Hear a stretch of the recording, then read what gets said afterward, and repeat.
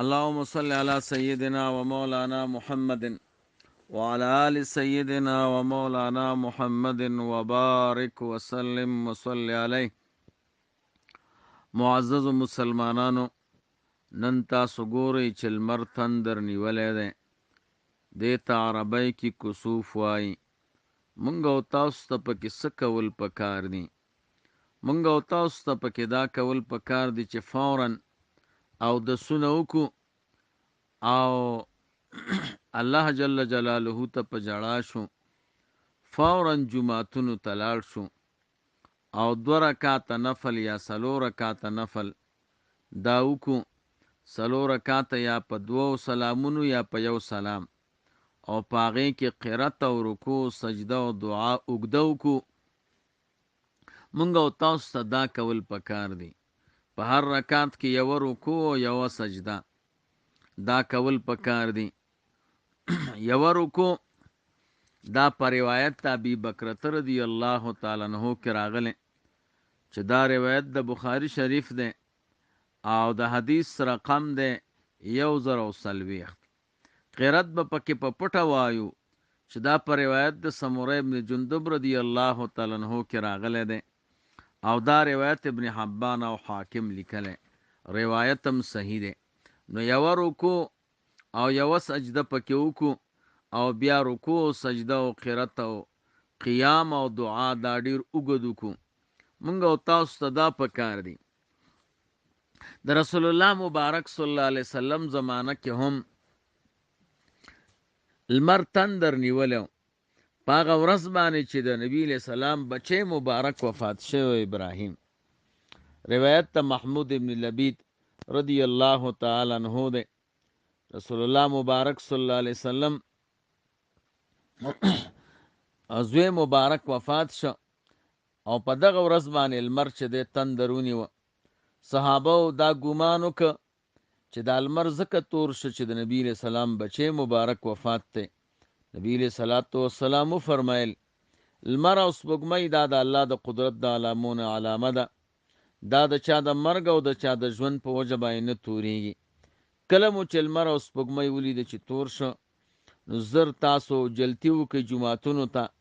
نو نبی علیه الصلاة والسلام هم پورته شو، جومات ته لاړ او په هغې کې قرات یې وکړه، مونځ یې وکړه او قرات یې پکې ووې. بیا نبی علیه السلام رکوع وکړه، رکوع کې اعتدال وکړه. بیا نبی علیه السلام 2 سجدې وکړې. بیا نبی علیه السلام پورته شو، داسې کار یې وکړه لکه په اول رکعت کې کړه. نو په دې دا روایت مسند احمد کې لیکلی دی. نو په دې روایت کې هم د مونځ خبره راغله چې د چا د مرګ په وجه او د چا د ژوند په وجه باندې لمر نه تورېږي، بلکې دا زمونږ د اعمالو د بدو اعمالو اثر دی. او د 1 رکوع ذکر هم پکې راغی. نو 1 رکوع او 2 سجدې. دغه رنګ روایت د ابي بکرة رضی الله تعالی عنہ کې هم راغله. هغه فرمایي موږ نبی علیه الصلاة والسلام سره و چې لمر تور شه، نبی علیه الصلاة والسلام پورته شه او صادر مبارک را کش کاو. تر دې پورې چې جومات ته راغی، موږ هم ورسره داخل شو. نبی علیه الصلاة والسلام موږ ته مونځ راکړه 2 رکعاته. دومره یې اوږده کړه تر دې پورې چې لمر روښانه شو.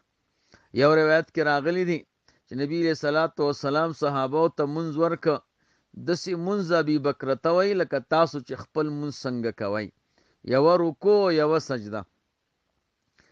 او په روایت د سمره ابن جندب رضی الله تعالی عنہ کې راغلی وی نبی علیہ السلام مونږ ته جمع راکړه د لمر د تورېدلو په وخت کې، خو مونږ د حضور قرات نه اورېده. لکه دا روایت ترمذي شریف کې راغلی او امام ترمذي رحمه الله د حدیث ته ذکر کولو نه پس وایي حسن صحیح، دا حدیث حسن دی او صحیح دی او غریب دی. غریب د ضعف وجه نه ده، بلکې دا د یو راوي تفرد دی. د امام بخاری رحمه الله د ټولو نه اول روایت انما الاعمال بالنیات اغم غریب دی. نو دا غریبواله د ضعف وجه نه ده، دا د راوي تفرد دی. خلاصه دا ده چې نن به مونږ او تاسو 2 رکعاته مونځ یا 3 رکعاته مونځ کوو او هغه به چې دی 1 رکوع 1 سجده به پکې کوو او الله جل جلاله ته به ژاړو او د خپلو ګناهونو معافي به واړو. یو روایت ته حضرت عائشه صدیقی رضی الله تعالی عنها کې دو رکوګانې راغلي دي، لکه دا فتح الباری دویم جلد صفحه 1532 کې دا روایت ذکر کړي. حضرت عائشه صدیقه رضی الله تعالی عنها فرمای رسول الله مبارک صلی الله علیه وسلم زمانہ کې لمر تندرونی و، نبی علیہ السلام خلکو ته جمع ورکړه، قیام یو کو، اوږد قیام یو کو، بیا رکوع کړه، اوږده رکوع یو کړه، بیا پورته شه قیام یو کو، اوږد قیام یو کو، خداول قیام نه لنډو، بیا رکوع کړه، اوږده رکوع یو کړه، خداول رکوع نه لنډه وه، بیا سجده وکړه او سجده اوږده کړه. دویم رکعت کې هم داسې کار وکړه لکه په اول رکعت کې. حضور دا چې د مونځ نه فارغ شه نو لمر روښانه شو، خلکو ته خطبه ووي او د الله ثناء وي. رسول الله مبارک فرمایل لمر او سپوږمۍ دا د الله د قدرت د علامونو دوه علامې دي، د چا د مرګ په وجه او د چا د ژوند په وجه باندې دا نه تورېږي. کله مو چې لمر او سپوږمۍ ولیده چې تور شو، الله نه دعا وغواړئ، د الله لوی بیان کوي، صدقې ورکوي.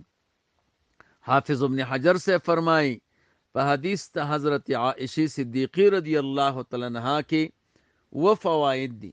یو دا دی چې داسې وخت کې به سړی مونځ طرف ته جلتی کوي او منډه کوي به چې مونځ وکړي. دویم دا دی خاندي به نه، د خندا نه به ځان ساتي. دریم دا دی ژاړي به. څلورم دا دی مرګ به ځان ته یادوي، د دنیا فنا به ځان ته یادوي. پنځم د الله پاک د قدرت د علامونه به عبرت اخلي. شپږم دا چې هغه خلکو باندې مرد دی چې چا ویلي دي چې ستورو د پاره تاثیر په ځمکه کې شته. شپږم هغه شي نه به سړی ځان ساتي چې د انسان عقیده خرابوي. اووم د صحابه کرامو د رسول الله مبارک د اقتدا بیان دی چې صحابه څومره د رسول الله مبارک صلی الله علیه وسلم پسې اقتدا کوله. نو معزز و الله ته وژاړئ، د خپلو ګناهونو نه معافي وغواړئ او فوراً منځونه وکړئ، اوږده منځونه چې الله پاک دا د لمر دا توروالی لرې کړي او زمونږ او ستاسو الله پاک ګناهونه معاف کړي. اللهم صل علی سیدنا و مولانا محمد وعلى آل سیدنا و مولانا محمد وبارک وسلم.